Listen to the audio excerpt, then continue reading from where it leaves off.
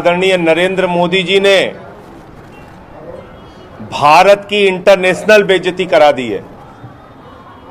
पूरी दुनिया में भारत का सर शर्म से झुक गया है भारतीय जनता पार्टी के कृत्यों के कारण, भारतीय जनता पार्टी की नफरत की राजनीति के कारण। भारतीय जनता पार्टी को नफरत की ट्रेनिंग देने का काम आदरणीय नरेंद्र मोदी जी करते हैं।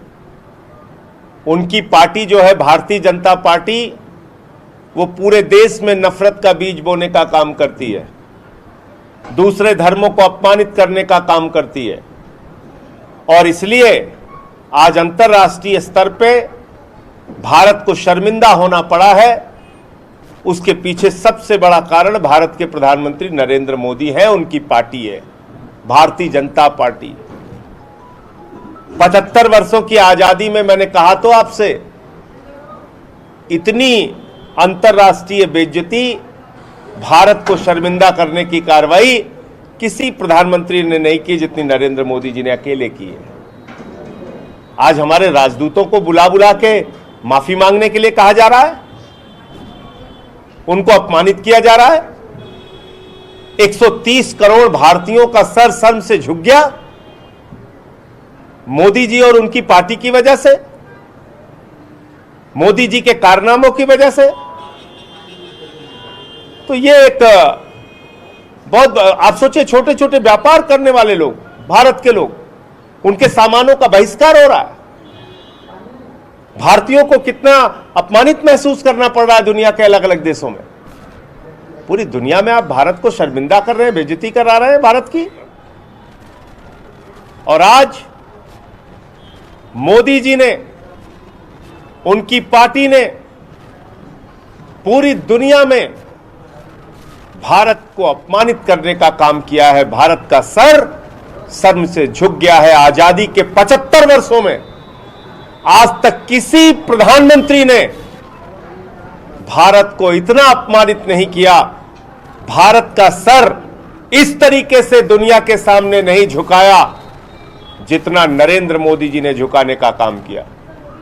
जितनी इंटरनेशनल बेइज्जती आज मोदी जी ने कराई है, और ये पूरा देश देख रहा है कि भारतीय जनता पार्टी की नफरत की राजनीति के कारण, नरेंद्र मोदी जी की नफरत की राजनीति के कारण आज पूरी दुनिया में भारत सरकार के राजदूतों को, भारत के जो राजदूत हैं वहां पर, उनको बुलाया जा रहा है, उनको अपमानित किया जा रहा है, उनसे माफी मांगने के लिए कहा जा रहा है। गलती करे भारतीय जनता पार्टी, गलती करे भारतीय जनता पार्टी के लोग, गलती करे भारतीय जनता पार्टी के प्रवक्ता, क्योंकि ट्रेनिंग नफरत की इनको मिलती है नरेंद्र मोदी जी से, और माफी भारत को मांगना पड़े। ये 130 करोड़ लोगों का अपमान है, ये भारतवासियों का अपमान है, ये भारत की जनता का और भारत का अपमान है, जो मोदी जी और उनकी पार्टी की वजह से आज दुनिया के स्तर पे हमें झेलने और बर्दाश्त